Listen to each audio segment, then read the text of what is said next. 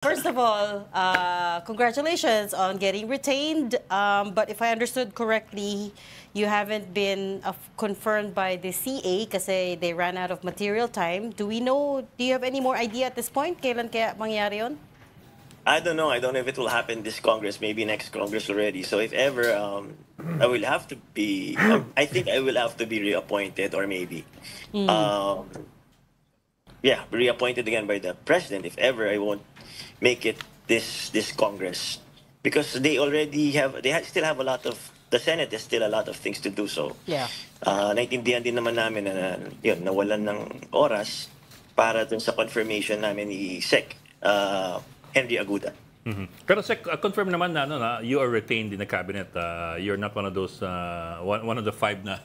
Hindi, tinanggap yung kanyang kwan eh. Tinanggap yung, Nireject. nireject yung kanyang courtesy resignation. So that's a done deal na. Well, what the executive secretary told me is just focus on the job, do your job well, and continue what you're doing. And then, sabi naman niya, tuloy ka pa rin. So ako naman, I just do my job, I continue with it until the president says so na tigil na. I'm just like any other soldier. Just like any soldier, diba? I serve at the pleasure of the president. Yeah. Kumpara naman kay Secretary Aguda, wala namang mga letters na umabot sa CA. Parang may intel laban sa inyo. No? Wala po opposition po. Yes, Sec, nagkaroon kayo ng courtesy resignation dahil dun sa resulta ng election, no? That's our understanding anyway. Saka yun yung sinabi ni Presidente. Meron bang, after the elections nung nakita yung resulta, meron bang sinabi sa inyo na to change your messaging or to be more aggressive message? Meron bang sinabi sa inyo direction? Kasi kayo yung in charge sa communication eh. So, meron bang specific instructions sa Malacanang? Meron po kami na pag-usapan at syempre may bagong strategy kung paano po maipaalam sa tao ang yung mga ginagawa ng gobyerno na para sa tao. Kasi ang dapat po kasi namin gawin talaga is refocus, reset, at ituloy yung mensahe namin na palakasin ng government communication, na malaman ng bawat Pilipino ano ang ginagawa ng gobyerno para sa kanila. The message pero beyond that, wala bang sinabi sa inyo na bakit ang lakas ng messaging nung kabila, yung pro-Duterte camp, pangalanan na natin? Hindi ba sinabi sa inyo na dapat mas agresibo kasi kayo na kontrahen at i-depensa yung mga ginagawa ng gobyerno related to the Dutertes? Meron bang ganong instruction? Dagdag, Secretary, sa tanong ni Ami, no? Dagdag lang sa tanong niya. Meron bang ganong assumption na may problema or weakness yung communication bago itong reset na binabanggit nyo na kailangan na baguhin or mag-adjust? Ang nakikita po namin dito is batay sa resulta ng eleksyon. Yung mga tao po sawa na sa pamumulitika at gusto nilang makita na ang gobyerno is working for them. Kasi ang nangyayari po dito, panay na lang po ang pag-aaway at pamumulitika, tila nakakalimutan na dapat gawin din at i-focus din natin po at pag-usapan yung mga problema ng bansa na dapat tugunan po ng pamahalaan. Pero Secretary, malaking bahagi ng pamumulitika galing sa mga kalaban nyo eh. No? Galing from the other side na kailangan nyo sagutin, di ba? So lalo na kung may assassination threat, lalo na kung may mga destabilization coup threats, no? May secession threat, hindi pwedeng hindi nyo palampasin yun.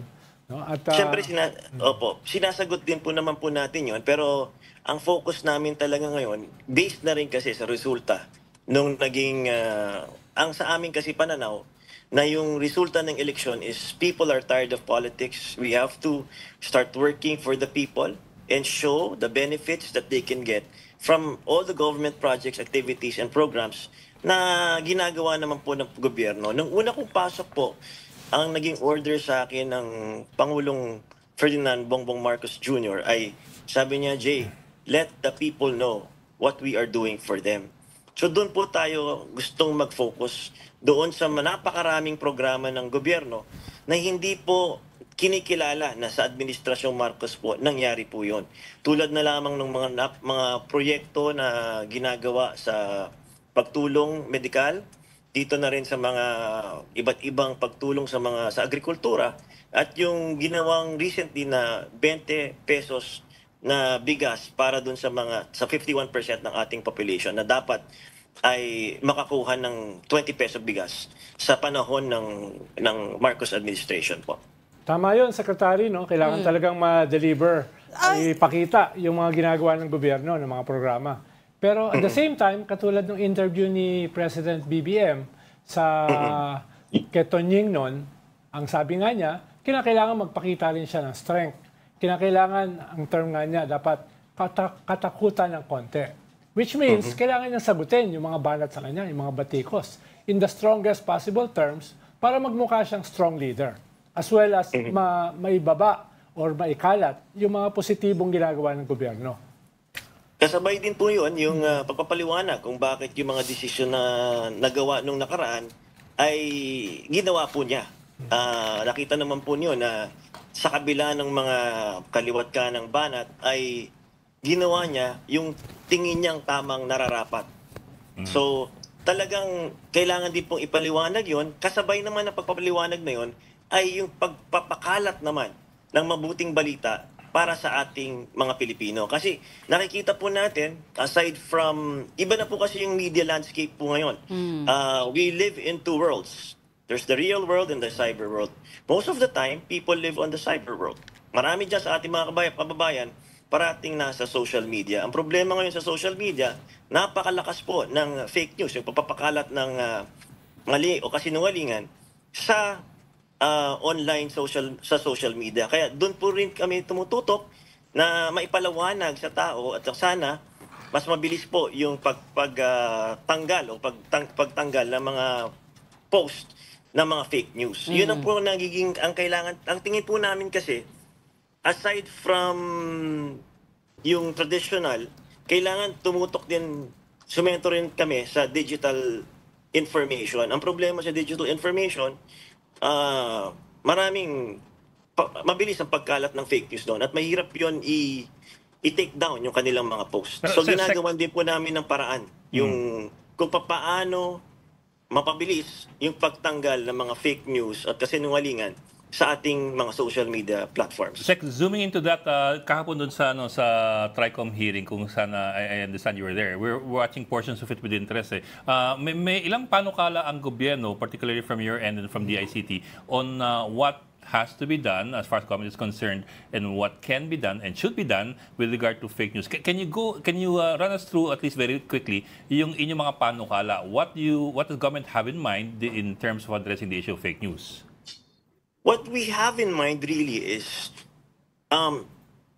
regulate or content moderation and have some standards when it comes to taking down fake news. And we are putting that responsibility on the platforms, social media platforms. The problem with our social media platforms is they do not have their own headquarters here. Wala po silang headquarters dito. Hindi po sila nagbabayad ng buwis, pero pinagkakakitaan nila ang mga Pilipino. Look, let's take a look at Meta. Kapag ikaw, ito si Meta, nag-post ka dyan, may post na fake news, sinabihan mo, like for example, in our case, before the elections may lumabas na memorandum of agreement, no, not a executive, a circular, apparently coming from the office of the executive secretary. Teka lang, sabi ko, fake to bakit kumakalat? So, it was propaganda, tapos black propaganda. At kami naman on our part, I called the ICT and CICC. Sabi ko, can you check on this?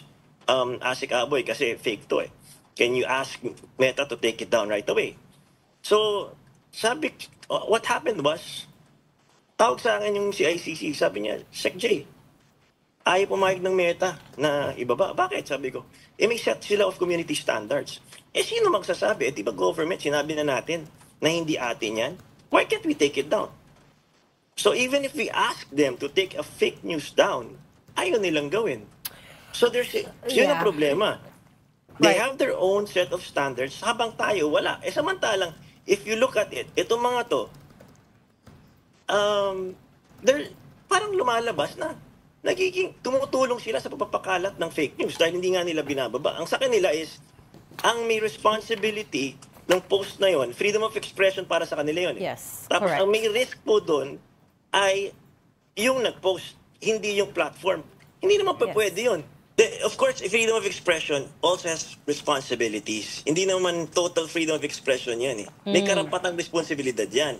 And the right to information, it says right to accurate information. Ang problema, tayo pinapayagan natin. Did you know that in Singapore, since 2019, meron na silang regulations Yes. dahil sa mga social media platforms? And even in the European May balak ba kayo? Yung tatanungin ko yung Senior Sec, may balak ba kayong gayahin yung sa Singapore? They can actually tell the platforms na kapag sinabi ng gobyerno na mali yan, and we have proof na mali yan, you have to take it down. Yes. May balak ba kayong gawin yun? Yun po ang dapat nating gawin. Hindi lang sa amin. Kasi kung sa gobyerno nga, hindi nga namin kayang pa-take down. What more the ordinary citizen? Well, exactly. Paano kung binuli yung isang tao? Yeah. Fake news. Nagkaroon ng mental health, nag-suicide. Kasi nabully. O sino may kasalanan? One time, yung iba naman sa consumers, yung sa Shopee, nakabili ka ng hindi tama. Sakal magre-reklamo. Sasabihin nila, edi magreklamo ka sa Shopee. Hindi naman nila ibabalik yung sarili mong yung pera mong naibayad mo na sa nag-scam sa'yo. Yung mga matatanda na naniniwala sa mga fake news, sa mga online scams. Ang dami pong biktima po ng fake news. Hindi lang naman to, it's not just a battle of the present. This is the battle of the present and the future. It's a battle of lies and truth. Because a lie told 1,000 times drowns out the truth. Would you Yes. like to have our generation of Filipinos to decide on something purely on lies? Pero Sec, Paano na, something even your more... democracy is endangered by that. Kapag yung boto mo, Yeah. you base it on lies. In fact, like, on my part pa nga, I think, kasi yung business model ng Meta, di ba, yung subscribers naman nila, free yan eh. How do they make money? They make money out of advertisements. Yes. Oh, they make money out of advertisements. And yet they do not pay taxes. Kayo, mga local networks, publishers, radio, nawawalan ng advertisement, lumilipat sa social media, sa mga social media platforms. But you guys, you pay taxes. Sila hindi. So, una, may fairness ba doon? Wala. Kayo, may responsibility kayo, nare-regulate kayo. We have MTRCB, Kapisanan ng Broadcasters ng Pilipinas. Bakit sila hindi pwedeng i-regulate? Kaya ang pagkakaiba natin sa Singapore. Sa Singapore, marami diyang mga naka-base dyan, yung mga platforms eh. So pwede sila actually regulate. Ngayon tayo, merong mga nagsasuggest dahil wala silang opisina dito. Maybe we can coordinate with Singapore kung sakasakali, being members of ASEAN. Meron ba kayong iniisip na ganong move?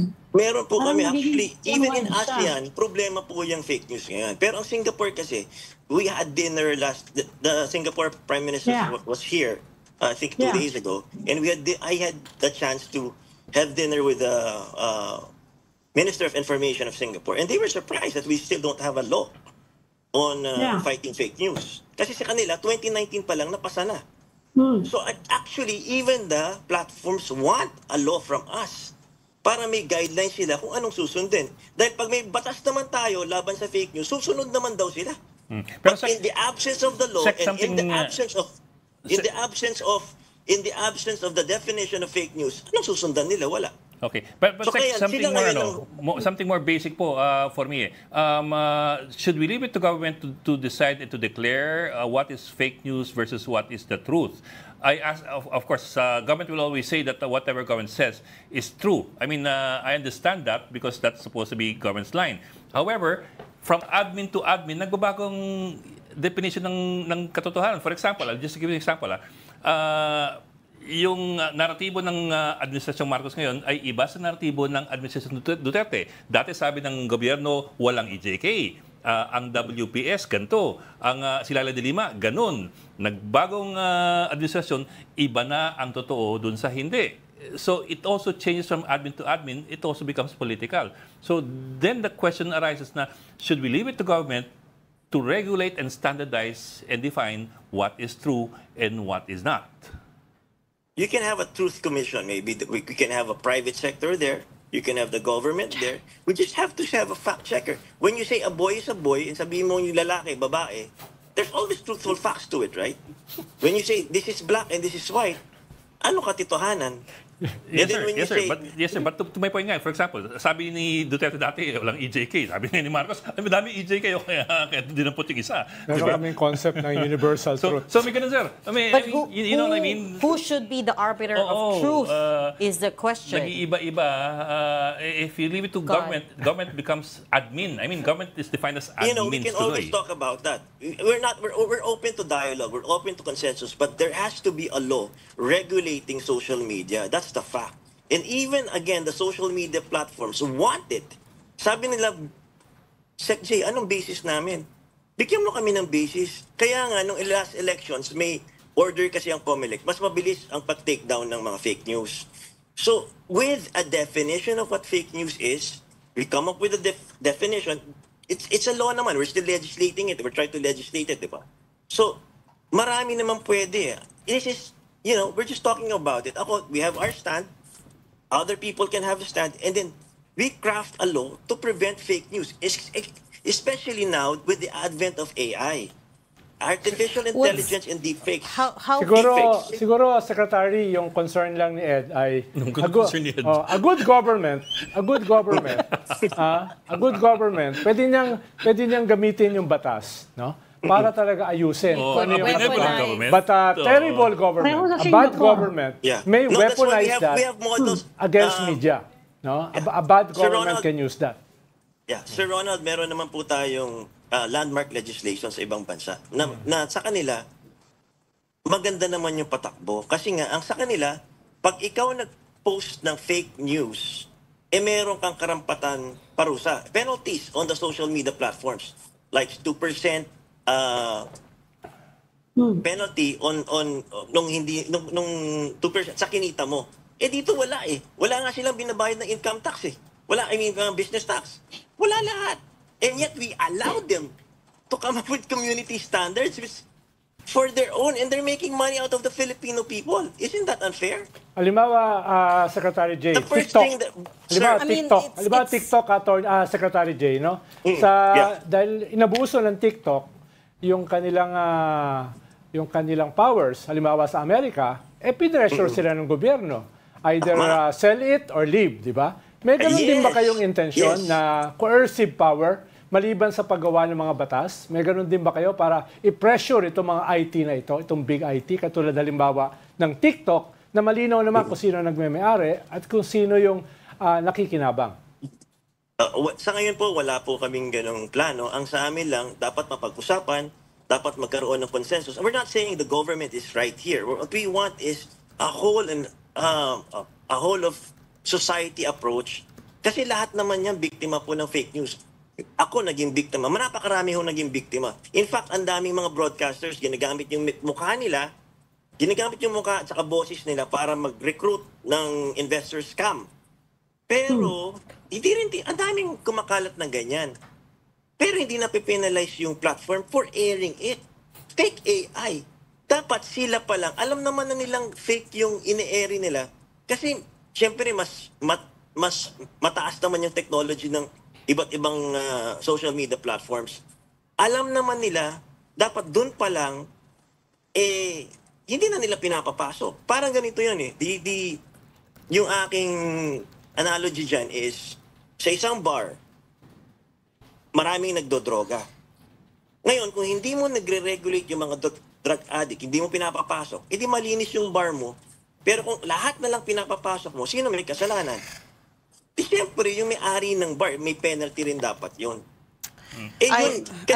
I don't know about comparing it to drug sec, pero to your point about it being unfair, I have to say, it's also not their fault that the law hasn't kept up, right? This is the nature of the digital world that we live in, right? So our laws haven't kept up with it. You're talking about them not paying taxes, but it's also because we don't know how to tax digital companies that don't have, headquarters that here. don't open offices, physical offices where they operate, right? Ganun talaga. That's just the nature of our The beast. world, of the modern world. Pero I wanted to ask you what how far we want to go with this legislation. Are we only looking to penalize fake news or also propaganda?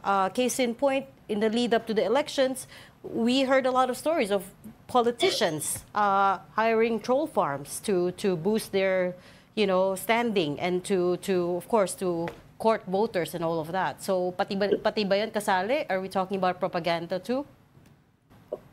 Yung opinions is okay. That's okay lang. Yung propaganda, we will see.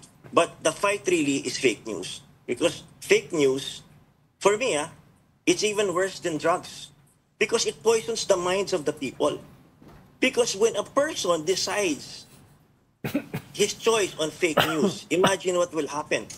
For example, a voter, he sees something, but it's disinformation, and he bases his vote on that information, which is a lie. Then what kind of people will you be electing? Mm-hmm. So it's a must that we first concentrate on fighting fake news together. In fact, come up and agree.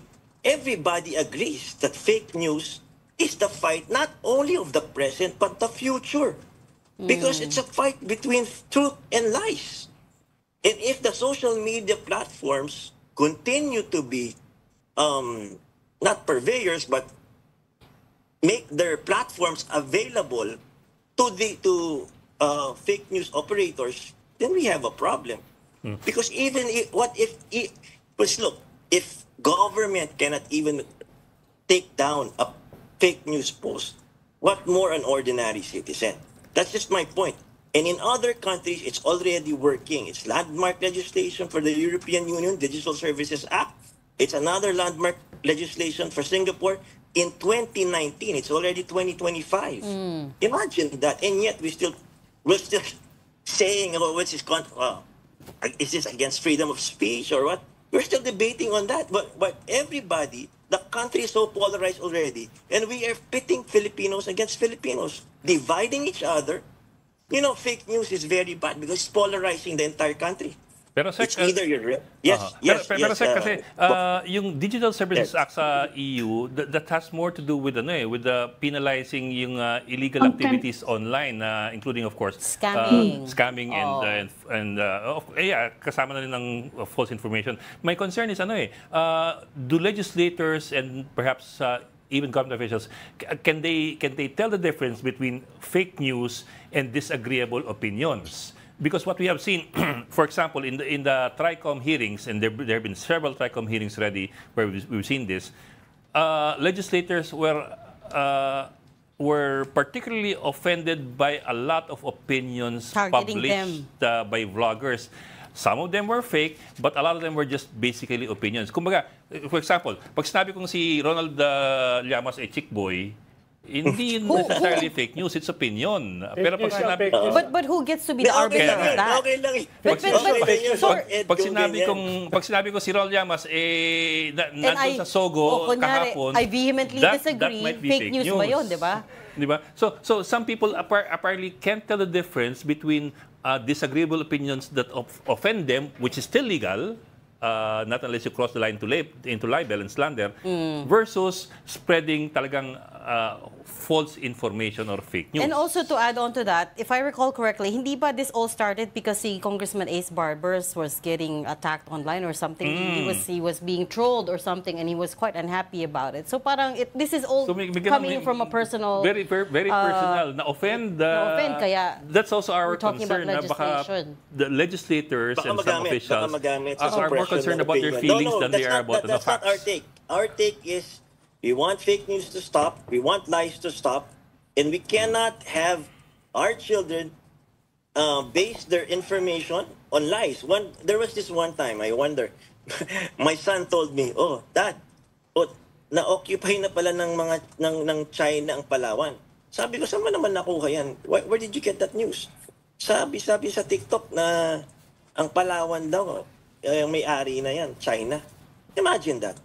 My son. And it took me a while, maybe 30 minutes to convince him, hindi, they can never have that because atin yan eh. You know what I mean? Ang hirap, tapos ang hirap, kumakalat. And hindi na take down. So we will ask, now people base their decisions on what they hear and what they see online. Right. So Sec Jay, may proposal ngayon, no? May binanggit within the week lang, may proposal na kailangan daw bigyan ng franchise yung mga platforms. Will you support that? Nabanggit kahapon yun sa hearing. Na balak daw na yung mga social media platforms Require ng kailangan franchise. kumuha ng franchise before they can operate here. So, I think that's supportahan one ba of- yun ng gobyerno? Isa sa mga posibilidad po yan, pero pwedeng hindi, either may franchise po, pwedeng wala. Titignan po yan, pag-aaralan pa rin po yan. Pero one thing is for sure is we already need a law sa ngayon para labanan ng fake news. Kasi yung franchise naman, para lang din na franchise na binibigay yan sa mga television stations, sa mga radio stations, yung frequency.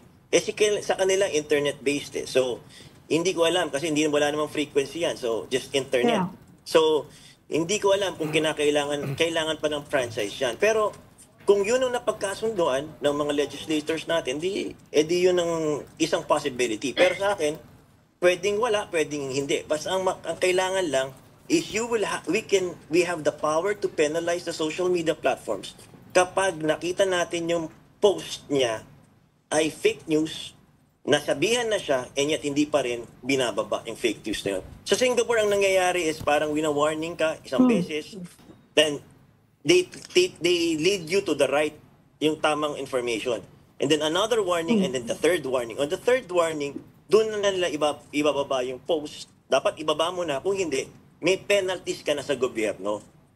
So, ganun yung kanilang sistema doon. In fact, the Minister of Information of Singapore was surprised nung wala tayong a law na nagmo-moderate, content moderation sa social media platforms. Tapos another proposal is yung sharing ng information baka sa second layer na lang. Kasi ngayon, pwede mong ipakalat eh.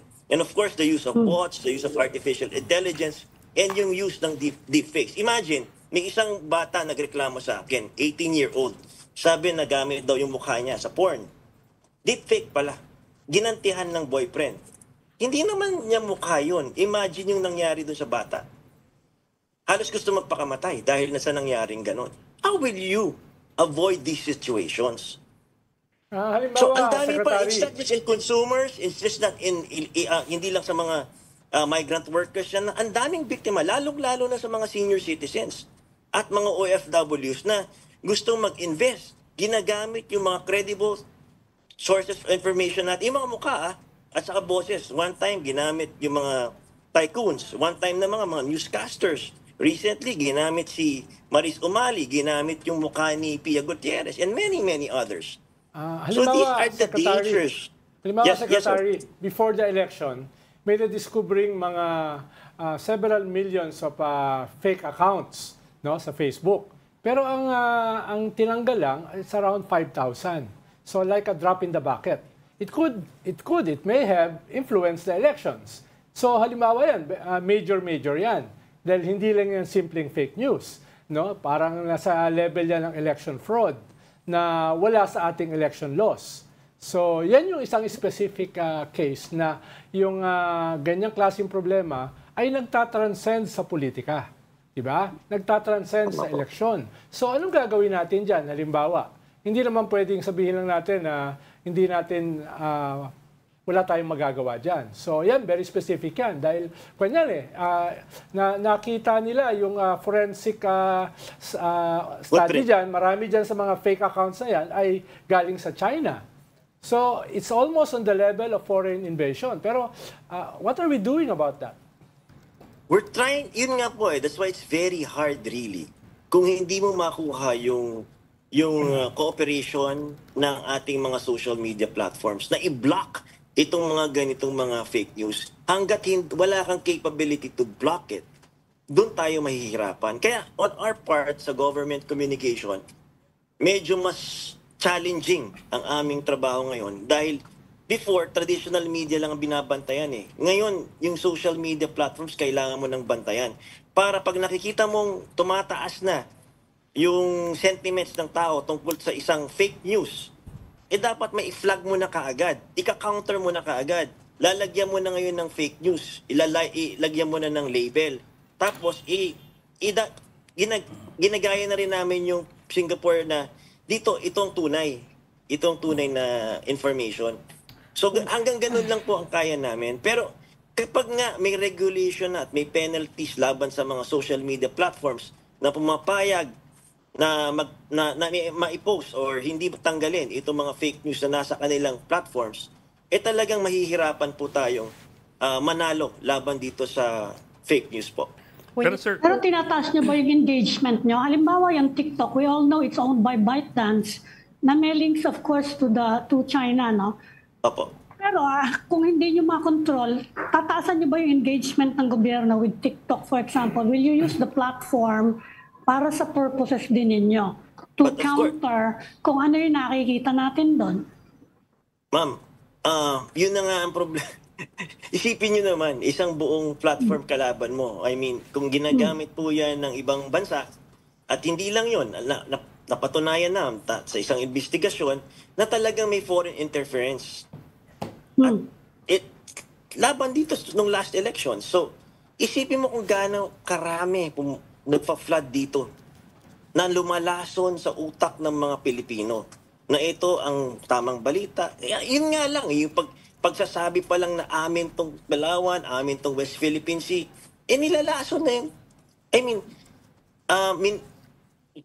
yung information na yun, nawawala na, nade-demoralize na yung mga tao. Kasi nga, yung propaganda nila na hindi naman inyo to talaga ng mga amin to, baka paniwalaan ng mga yung susunod na generation ng Filipinos na hindi na nila ipaglaban yung West Philippine Sea. Kasi nga, nakukondisyon yung mga utak nila na ito ang tama sa pamamagitan ng fake news. So, kailangan po talaga, like what you said, TikTok is owned by ByteDance. it's a Chinese company. So, paano mo lalabanan yan? Alam nga naman, ikaw maglalabas din ng sayong sariling post. Pero alam mo naman, malamang minomoderate na yung content mo doon. Hindi na nila sinishare, kahit sinishare mo pa. So, ang gagawin mo ngayon, dapat siguro meron din tayong Filipino-owned social media platform na doon na lang tayo mag-discuss kaysa yung mga ginagamit mo. Puro mga foreign platforms na hindi naman nagbabayad ng buwis at ayaw magpasakop sa ating mga panuntunan dito sa Pilipinas. Pero sir, well, let me say this first that this what I'm about to raise predates naman your appointment. I mean, this was before you were appointed as PCO. But part of the conundrum and the complexity, I suppose, is the understanding that the President Marcos's camp has been linked in the past to past campaigns that involved fake news. For example, na walang ill-gotten wealth, na Metaliano gold o Miyamashita gold, all these things in the past. That complicates the position of government now when it says that it's in favor of regulating fake news. In fact, most of the coverage leading up to the 2022 elections from international media pointed to The campaign. The online campaign specifically. Let me read you one headline from the Los Angeles Times. Dictator's son uses TikTok to lead in Philippine election and rewrite his family's past. So may ganun what pong Ed complication. was saying. Again, like I said nga, this of course predates your appointment. So, but you're left holding the bag right now. Yeah. Pero how do we... Ed, yung sa amin naman is, we want to talk about it. We want to come up with a consensus. We want, to be an issue and that we have to take care of as a society. Hindi lang naman to about politics. It's just about not the Marcoses, not even the Dutertes, not even about the yellows or the pinks. It's not about that. It's about stopping lies on the internet. It's as simple as that. Wala naman kaming agenda dito, political agenda. Our agenda is to ng katotohanan lang ipaglaban. That's all. Walang ibang intention of politics dito. We don't even want to, kasi lahat naman tayo, we all want the truth, right? Yun naman ang purpose natin. Anyway, we just want to stop posting fake news and social media platforms na walang penalties, na wala man lang parusa sa kanila pag ikaw, puro fake news ang laman ng social media mo. Imagine, ang artificial intelligence, by the way, is open data. If you keep on feeding negative information and fake news on AI, yung magiging laman ng artificial intelligence mo, puro negatibo din. And most probably, baka puro negative news and fake news din yan. See, it's so hard already Yep. that even in traditional media, we slant our stories to the negative instead of the positive. I remember I did a study. In traditional media, it says that 8 out of 10 stories, negatibo yan. Whether it's for the country, whether it's for the Filipino. I remember when I was a police reporter in ABS-CBN, I stay overnight, 12 hours a day, looking for the worst crimes and worst stories of the Filipino in Metro Manila. Nandyan yung massacre, nandyan yung lolo, ginahasa yung kanyang mga apo, the worst kinds. And yet, we did not balance the good and the bad. It was always negative news for us. I think the problem with the Filipino is we are our own worst enemy. We should inspire people. We should give them inspiration. Kasi hope. Kasi nangyayari ngayon sa atin, we tend to lean to the negative. Negatibo na nga sa traditional media, negatibo pa sa social media. How can you inspire hope? And now everybody wants, whether you're rich, whether you're middle class, whether you're poor, the aspiration of the Filipinos to go abroad and leave the country for a better future. If you're rich, you want a golden passport to Portugal. If you're middle class, gusto mo mag-aral abroad. If you're poor, gusto mo maging nurse or caregiver somewhere else. That's not because of misinformation. Pero maganda Sec yung No, I'm ginawa saying ni not Juan. just it's misinformation, Yeah. but negative Maganda yung information ginawa and negative ni news. President Bongbong Marcos during the campaign, Secretary. Lalo na nung sinimulan niya yung nag-launch nung kampanya ng alyansa. Talagang nag-focus siya sa negative dahil yun ang kailangang solusyonan eh. Nung binanatan niya yung crimes against humanity ng previous president, nung binanatan niya yung betrayal ng national sovereignty ng previous government, nung binanatan niya yung massive corruption ng previous government, nung binanatan niya yung mismanagement ng pandemic ng previous government. Ibig sabihin, hindi masama yung ganong klaseng negative eh. Dahil yun ang kinakailangang banatan eh. Yun ang kinakailangang bigyan ng solusyon eh. Kaya not necessarily negative, pero very compelling yun eh. Ang problema lang, parang mag-isa siyang nagbabanggit nun. Yung kanyang slate, hindi masyadong in-echo yung kanyang sinabi. Kaya siguro, isa yan sa resulta ng midterm election. Ang point ko lang, Secretary, ay that sa ganitong panahon ngayon, kinakailangan palabasin niya mga negatibo na yan. Dahil nasa isang labanan tayo na mahalaga na sa susunod na eleksyon, ay maiwaksi natin yung ganyang klaseng mga negatibong elemento ng ating lipunan. That is an opinion. Tama naman. I just want to point out. Yeah, propaganda. That is not a fact. That is an opinion. Okay. Propaganda. But let me just add to that, Sec. Let me just add to that. Hope does not necessarily arise from good news. Eh.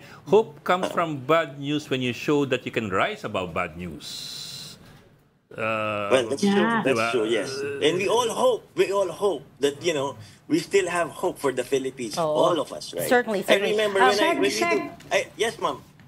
Sec Jay, tanong ko lang kasi nabanggit niyo na dapat sana meron tayong local TikTok. Meron bang initiative ang government to help ko kahit sino na mag-develop nga ng ganon? Marami naman tayong talent na ganyan eh. Meron ba tayong initiative na ganon? Meron po. I think Kumu has one. May Kumu po tayo. Tapos may iba pang mga companies na nagde-develop po ng sariling social media platforms na sinusuportahan po ng DICT. Secretary Henry and I collaborate together in many programs. At yun nga po na ginagawa namin, napalakasin po yung mga pag-develop ng ating social media platforms. Right. Pati na rin po sa pag-develop kasi kinukwento lang po nito ni Secretary Henry na merong mga magagaling na programmers na naka-develop ng yung nakikita nila yung mga fake news at hindi na nila pinapapasok sa mga platforms. At saka yung mga, lalo na, mas madali pa po yatang i-detect yung deepfake at saka yung artificial intelligence na ginagamit sa online. These are local firms? Yes, these are local firms. And the DICT is encouraging to use these programs. On a different Hindi ko lang note, matandaan Secretary yung Jay, pangalan ng mga programa po na yan. On a different note, May Secretary incentive Jay. ba tayo? May incentive sila? Sa ngayon, hindi ko, tingin ko po may binibigay na incentive. Pero marami pong programa po ang DICT na tulungan po yung mga Sorry. startups po na yan. Okay, wait. On a Sorry, different we're being note, told to wrap very quickly. Hindi, last question. On a different very note, quickly. Secretary Jay, dahil kasama Yes, ito sir. sa trabaho nyo sa messaging. Yes, Nagsabi kasi si Presidente na bold reset dito sa revamp. Nasa na ngayon yan, yung bold reset na yan? No, with yung mga huling mga tinanggal ng mga presidential advisor na parang hindi kilala ng marami. So, tatanungin yung mga tao, ongoing pa rin ba itong bold reset na ito? Naging bold renew. Opo. Tuloy-tuloy po yung, I think yung evaluation naman po sa mga government-owned and controlled corporations. At doon po nagkakaroon ng evaluation. At meron po namang pagbabago dahil nakikita po natin na yung mas visible na po yung ating mga cabinet secretaries at pinapaalam na nila po yung mga programa nila sa ating mga kababayan. Yung kasi yung importante na malaman ng tao yung proyekto, programa at aktibidad ng bawat mga departamento. Ano bang ginagawa nila? Ano bang ginagawa ng gobyerno para sa amin? At paano ba namin makukuha ang benepisyong ito sa gobyerno? So meron po kaming mga information campaign na ito po pwede nyong makakuha ng ganitong benepisyo sa mga sa mga senior citizens, sa mga OFWs, kung ano-ano mga sektor, may kanya-kanya namang benepisyo na pwedeng makuha. Pag nagkasakit ka, saan ba ako tatakbo? Because the role of government is to be there for the people, especially in times of crisis. Lalo na po pag nagkasakit ng tao, saan ka ba tatakbo? Desperado ka, pwede kang tumakbo sa PCSO, ano makukuha mo doon? Sa PAGCOR, anong meron? Department of Health. Ngayon, pag linagay mo yan sa isang building lang, one-stop shop, then mas madali na rin magiging makukuha ng benepisyo ang ating mga kababayan. So yun po yung plano eventually, na padaliin at siguraduhin at yakin na alam ng bawat Pilipino na makakakuha sila ng tulong sa ating gobyerno sa oras ng kanilang pangangailangan. Sec J, Yes, ma'am. you are, of course, the fourth PCO Secretary under President Marcos, and we're just halfway through. I wonder if you could give us a bit more insight. Ano yung problema? Why is he having so much trouble in the communications department? Sorry to compare, but your previous administration, iisa lang yung press secretary, PCO, who was a former colleague of ours, of course. Pero where are the gaps that you're seeing? I think the gaps that what happened was is sometimes PCSOs like 10 attached agencies. When I first came in, I made sure na kailangan may alignment, may coordination, may integration, and may unity in messaging. So kailangan mo siyang i-align kasi nga you have People's Television Network, you have Channel 13, you have 100 radio stations with RP Broadcasting, you have Philippine Information Agency. If you just get a good conductor na maikukumpas mo yung message ng gobyerno, maayos mo yan. So this is my observation, hindi ko kwento ng past, pero ito yung ginagawa ko ngayon. Making sure na naka-align kaming lahat. Making sure na yung mga departments, we know what they're doing.